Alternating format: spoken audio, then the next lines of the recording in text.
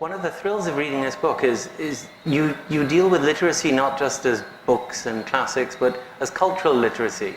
And two of the most enjoyable essays are on Hawley Harris.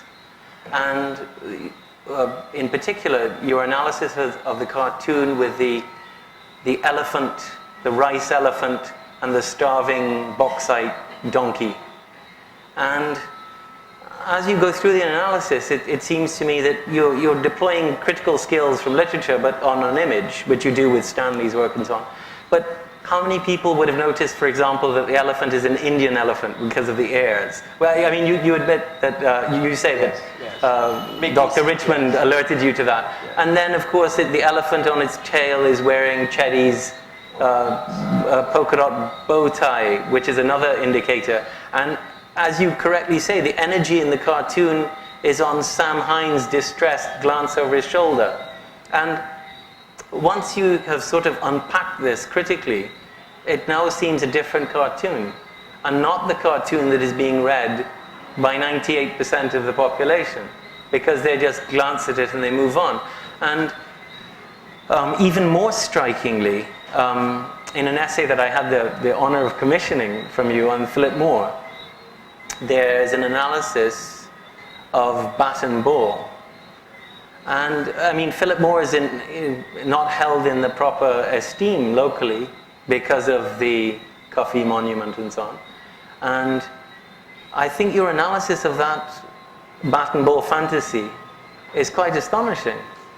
And it certainly raised for me quite serious issues of interpretation, because I don't know how many of you are familiar with this, but it's a very small carving, and it has the sort of simultaneous bowling, batting, stumping, catching, clapping figure.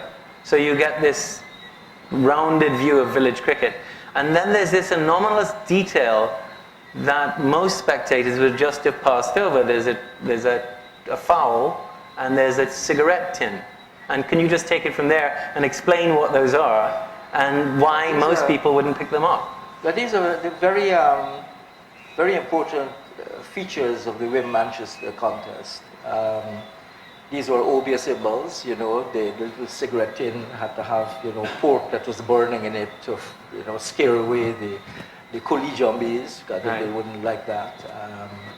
So the carving really contains absolutely everything. I mean, not just the details of the cricket match, but literally what the spectators are up to. And I mean, it's an extraordinary, you know, kind of cultural, totalizing kind of carving. And yet it has now become, effectively, we are culturally illiterate. Because I would not have in 100 years have known that part of the village cricket involved retreating to a safe house so the jumbie couldn't get you, yes. And using calling yourself by nickname so he couldn't curse you properly. And this is all taking place in the quarantine. I mean, it's not in the 18th century. It's not, you know, you can drive and see this. And I thought, this is the sort of thing that's disappearing from our cultural memory. And it's disappearing in our lifetimes. And a great deal of what you do in this book seems to me to be rather bravely trying to retain it. And you're publishing in newspapers and so on.